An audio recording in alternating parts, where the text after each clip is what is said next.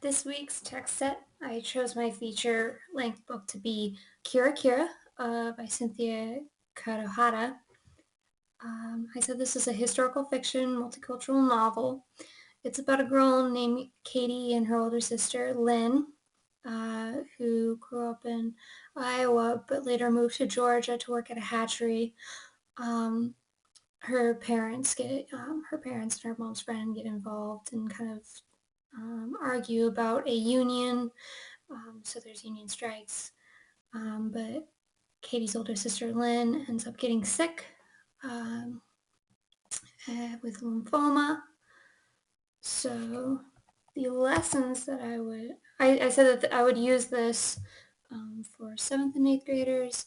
Um, but then I was also thinking that you could supplement this book with C.S. Lewis's A Grief Explained. What was it called? A Grief Explored. Anyways, but I mean that's a harder read, something that you wouldn't have middle schoolers read.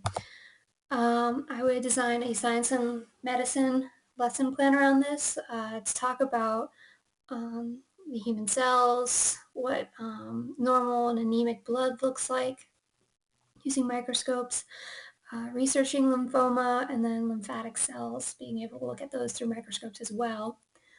Many people say that lymphoma is possibly genetic, so looking at a genetic Punnett square and learning about that, um, that would be, a really kind of a whole separate content area when reading this book. The history and social studies, looking at that. Um, so in the book, her parents, the hatchery is involved with a union. So to talk about unions, the political structures and purposes, and then talking about strikes as well. Um, since her family is Japanese, kind of talking about where different cultures settle here in America when they immigrate.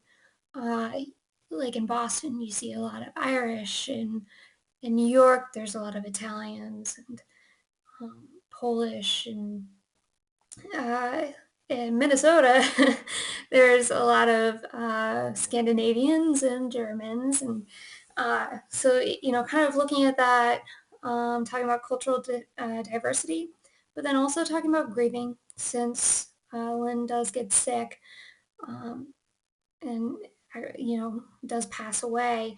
Having students write prompts on how that made them feel, but then also possibly talking about a time that was difficult for them, a grief that they experienced, and what helped them through that grieving process. And this is where I'd say, C.S. Lewis wrote a book about grief, which is beautifully written, but I just don't think it would be um, appropriate for this age. One of the artifacts I would have students create kind of like a club, group, or committee. This one I created. It's a student-led empowerment committee where you train students to be kind of peer mentors to each other, to help students, seek out tutors because Katie struggled in school. So, finding tutors or just emotional support.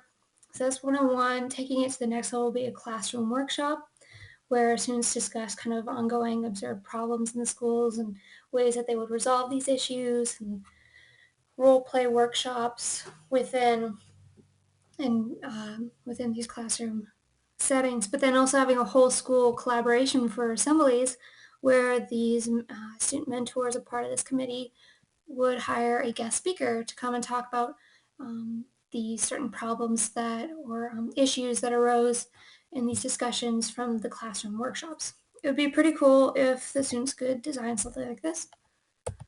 Um, the other titles that I chose this past weekend, I went to a book signing with Jacqueline Woodson because one of the books that was read in class was Feathers.